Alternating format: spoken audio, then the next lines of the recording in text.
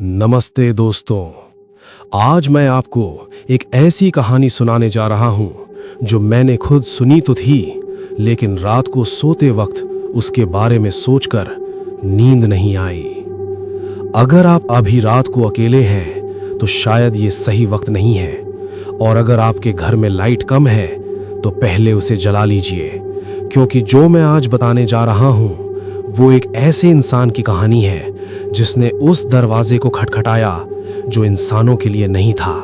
क्या आप सोच सकते हैं कि एक भूख मिटाने वाला डिलीवरी बॉय खुद किसी की भूख का शिकार बन सकता है? एक ऐसा फ्लैट जहां सालों से सन्नाटा पसरा है, जहां की दीवारों ने इतनी चीखें सुनी है कि अब वो खुद चीखती हैं। वहां राजेश को एक ऑर्डर मिलता है, लेकिन जब वो ऊपर पहुंचता है तो उसे पता चलता है कि ऑर्डर खाने का नहीं था, ऑर्डर उसकी जान का था। आखिर उस रात जय बजरंगबली के एक जयकारे ने कैसे एक मौत के उस जाल से उसे बाहर निकाला। चलिए दोस्तों, शुरू करते हैं। लेकिन याद रखिएगा, इस कहानी को सुनते वक्त अगर अचानक आपके घर में कोई आवाज आए तो मत देखिएगा, बस सुनते रहिए। चलिए फिर शुरू करते हैं आज का ये डरावना सफर।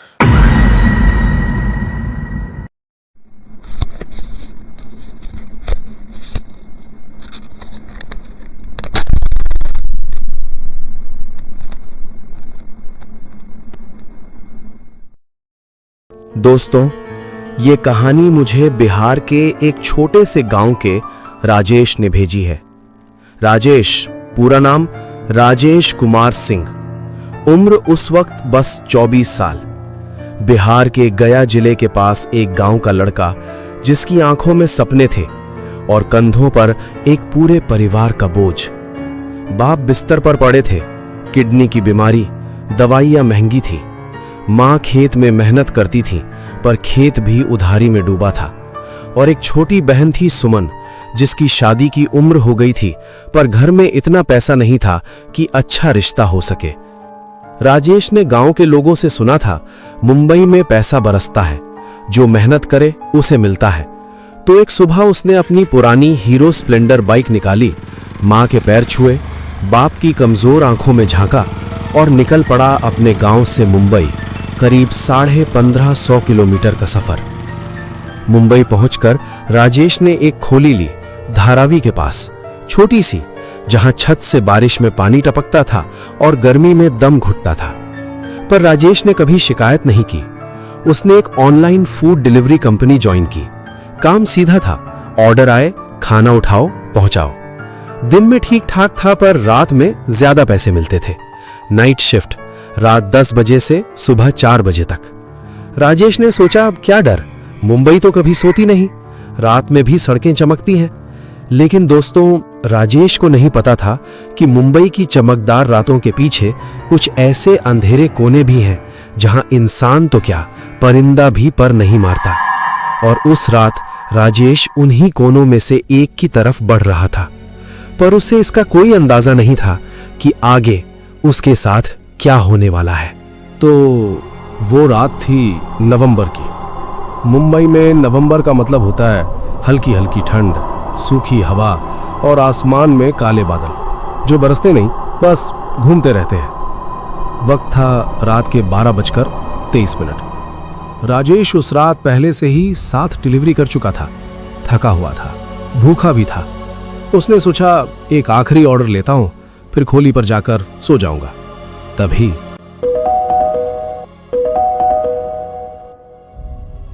उसके फोन की घंटी बजी। ऐप पर ऑर्डर आया था। राजेश ने देखा, एक रेस्टोरेंट से खाना, और डिलीवरी एड्रेस था शहर के बिल्कुल बाहरी इलाके में, मलाड़ के आगे, एक ऐसी जगह जहां राजेश पहले कभी नहीं गया था। नॉर्मल होता तो राजेश शायद उस ऑर्डर को स्किप कर देता, पर उस दिन पैसों की जरूरत थी, बाप की दवाइयों का खर्च। उसने ऑर्डर एक्सेप्ट किया। खाना रेस्टोरेंट से उठाया, एक पैकेट, सील बंद।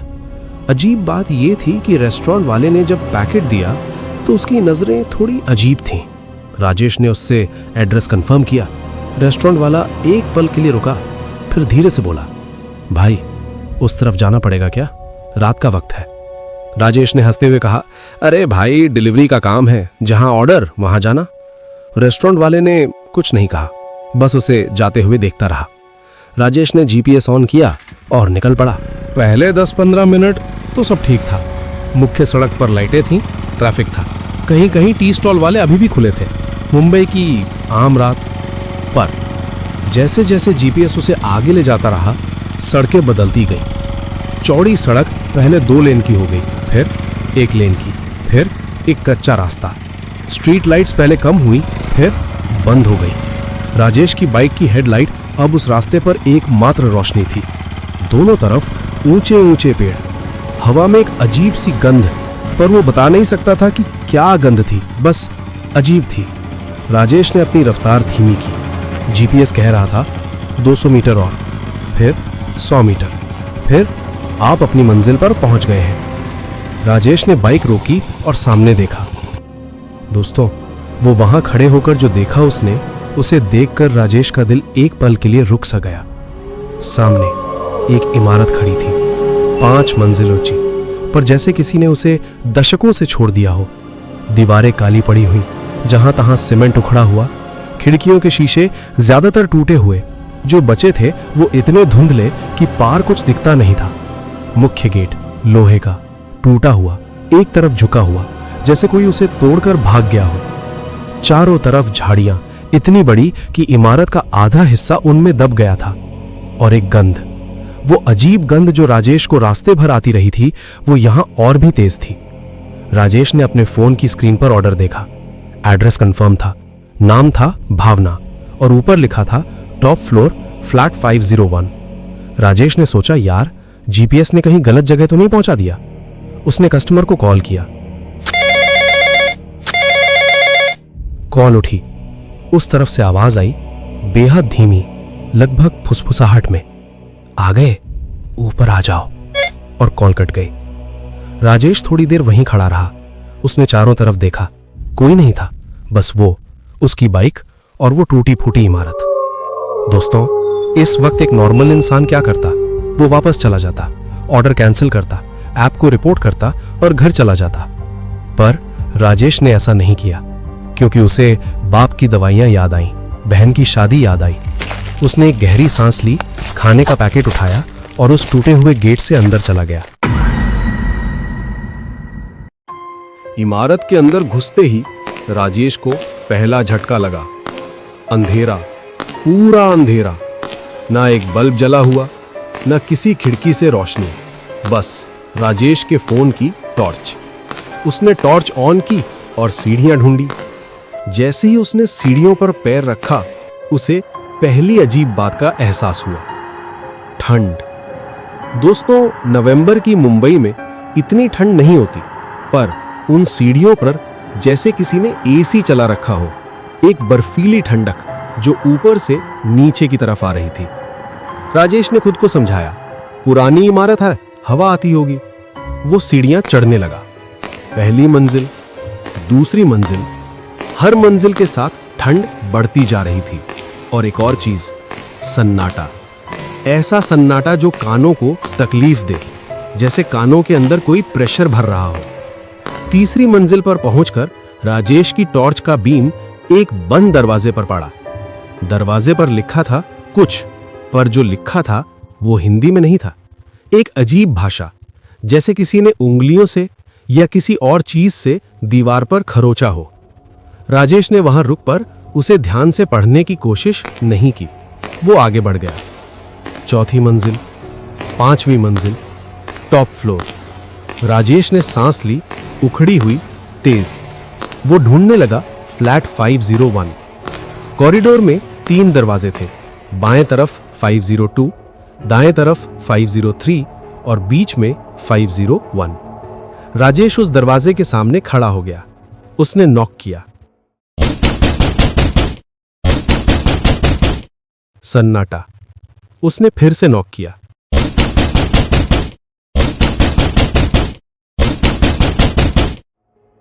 कुछ नहीं। राजेश ने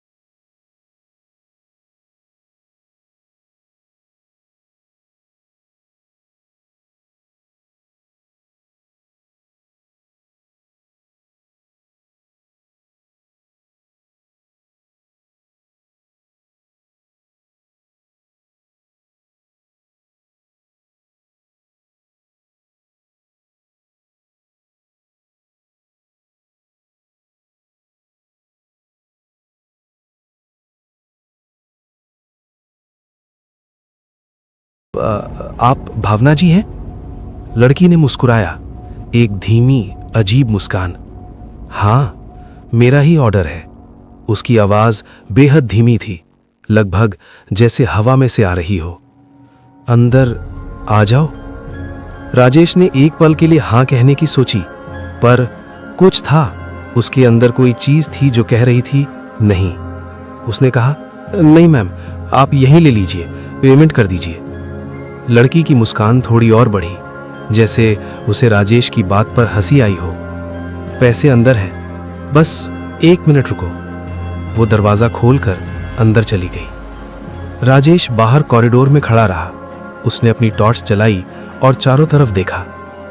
5 मिनट बीते, 10 मिनट, 15 मिनट।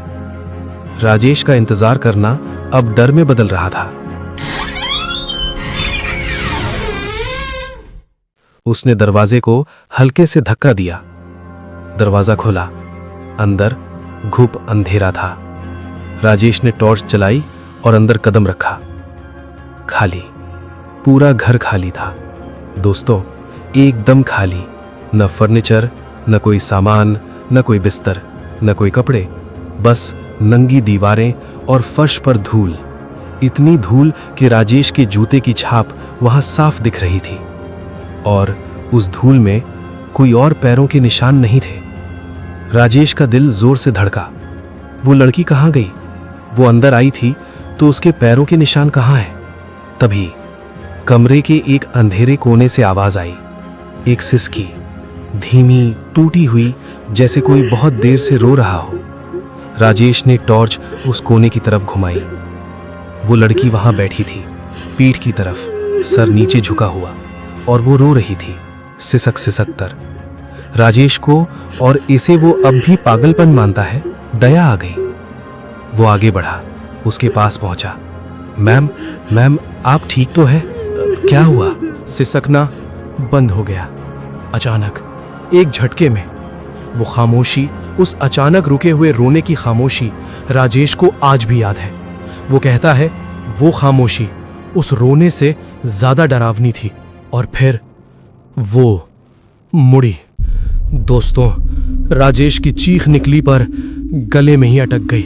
जो चेहरा उसने देखा वो चेहरा नहीं था जो उसने कॉरिडोर में देखा था। वो खूबसूरत चेहरा गायब था। अब जो सामने था, आंखें पूरी काली, कोई प्यूपिल नहीं, कोई वाइट नहीं, बस काला, जैसे किसी ने आंखों की जगह अंधेरे के 2 टुकड़े रख दिए हों।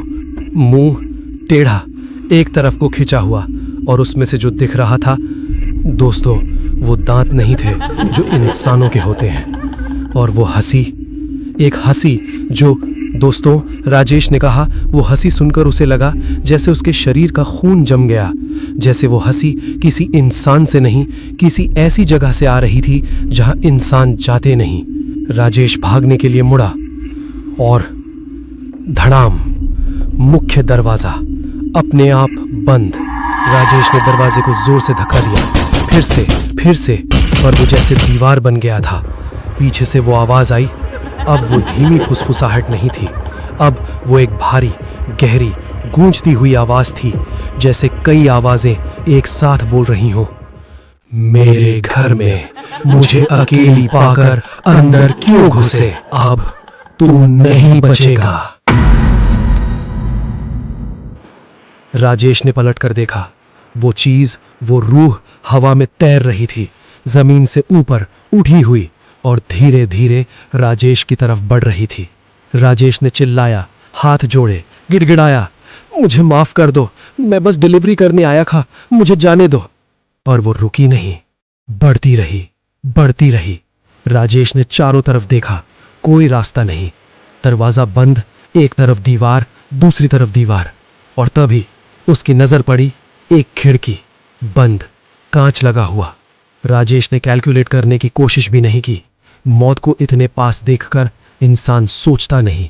उसने अपनी पूरी ताकत बटोरी, सांस ली और चिल्लाया पूरी जान से, जय बजरंग बली। और उस खिड़की पर टूट पड़ा। कांच टूटा एक जोरदार आवाज के साथ। राजेश कॉरिडोर में जा गिरा, हाथों पर खरोचे, घुटने छिले, पर वो सोचने के लिए नहीं रुका, वो भागा। सीढ़ियां।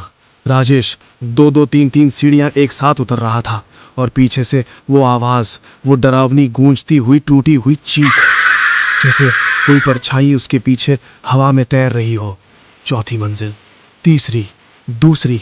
राजेश की सांसें उखड़ गई थी, उसके पैर कांप रहे थे, आंखों के आगे अंधेरा आ रहा था, पर वो रुका नहीं।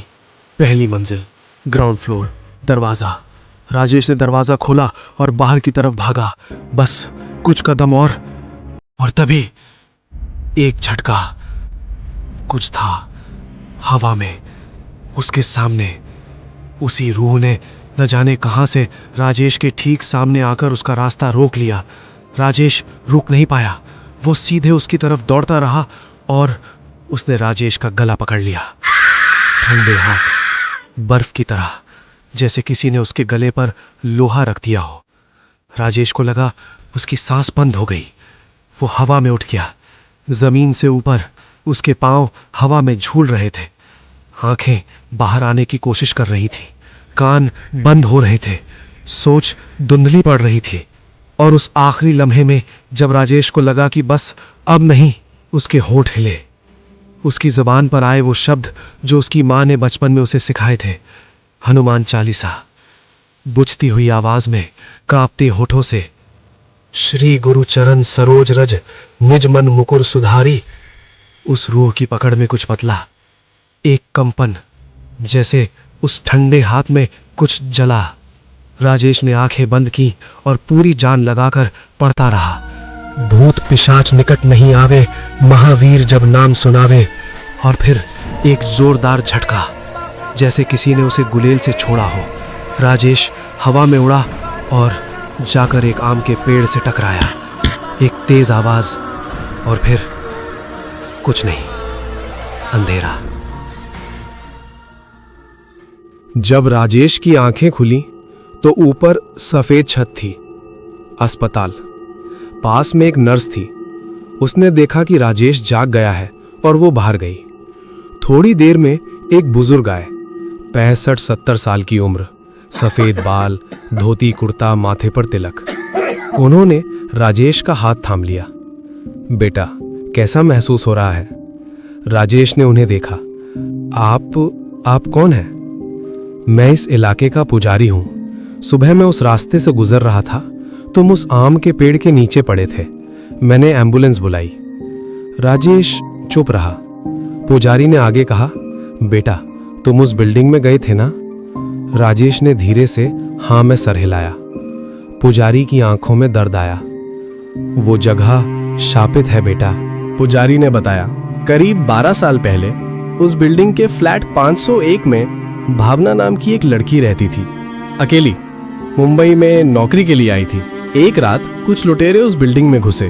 उन्होंने भावना के साथ जो किया वो यहाँ बताना जरूरी नहीं है। बस इतना जानिए, वो बेरहमी से मारी गई और उसका शरीर महीनों तक उसी फ्लैट में पड़ा रहा, क्योंकि उसे ढूंढने वाला अब कोई था ही नहीं। पुलिस को जब पता चला तब तक बहुत देर हो चुकी थी। उन लुटेरों को कभी पकड़ा नहीं गया और तब से भावना की आत्मा उस फ्लैट में है। पुजारी ने कहा, वो किसी मर्द को नहीं जाने देती। जो भी उस फ्लैट में जाता है वो वापस नहीं आता। पिछले 12 सालों में 15 से ज्यादा लोग उस बिल्डिंग में गए और किसी का पता नहीं चला। राजेश की आंखें भर आईं। तो मैं कैसे बच गया? पुजारी मुस्कुराए। बेटा, जब मैंने तुम्हें उस पेड़ के नीचे देखा तो तुम्हारे पास कोई बैठा था। राजेश ने चौंक कर देखा। एक बड़ा सा बंदर, बिल्कुल शांत, तुम्हारी तरफ देख रहा था, जैसे पहरा दे रहा हो। पुजारी की आंखें नम हो गई। जैसे ही मैं तुम्हारे पास आया, वो बंदर उठा, मेरी तरफ एक बार देखा और ओझल हो गया। बेटा, तुम्हें स्वयं बजरंगबली ने बचाया है। तुमने उनका नाम लिया और वो आए।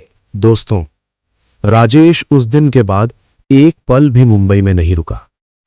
अस्पताल से छुट्टी मिलते ही उसने अपना सामान उठाया, खोली का किराया चुकाया और अपनी बाइक उठा के निकल पड़ा अपने घर के लिए। घर पहुंचकर उसने मां के गले लगकर ऐसे रोया जैसे सालों का रुका हुआ डर एक साथ बाहर आ गया। उसने बाप को कुछ नहीं बताया, मां को भी नहीं, पर हर मंगलवार बिना मिस किए वो हनुमान मंदिर जाता है, प्रसाद चढ़ाता है और कुछ देर वहीं बैठकर चुपचाप हाथ जोड़ता है। आज राजेश अपनी जमीन पर खेती करता है। कम पैसा है पर रात को नींद आती है। उसकी बहन की शादी हो गई एक अच्छे घर में। उसके बाप की तबीयत भी अब पहले से बेहतर है और राजेश कहता है वो मुंबई की वो रात कभी नहीं भूला। उसे याद है वो ठंडे हाथ, वो काली आंखें, वो गूंजती हुई आवाज। पर उससे भी ज्यादा उसे याद है वो बंदर जो उसके पास बैठा था जब पूरी दुनिया अंधेरे में थी। दोस्तों, इस कहानी से एक बात मेरे दिल में बहुत गहरी उतरी। कभी कभी हम इतनी मजबूरियों में होते हैं कि सही गलत का फर्क भूल जाते हैं। राजेश भी उस रात सिर्फ पैसों के लिए उस रास्ते पर गया था, पर जब सब रास्ते बंद हो जाएं, जब आगे मौत हो और पीछे भी, तब एक ही चीज काम आती है, सच्चा विश्वास। राजेश ने उस आखिरी लम्हे में अपने भगवान को याद किया और उसके भगवान आए। शायद यही इस कहानी की असली सीख है। अगर आपको ये कहानी पसंद आई हो तो वीडियो को लाइक जरूर करें, और अगर आप भी कभी किसी ऐसी जगह से गुजरे हो जहां कुछ अजीब महसूस हुआ हो तो वो अपनी कहानी हमारे मेल में जरूर लिखें। कल फिर मिलते हैं एक नई खौफनाक दास्तान के साथ। तब तक के लिए सावधान रहे, सतर्क रहे और हां, रात को अकेले किसी सुनसान जगह जाने से बचें। Good night.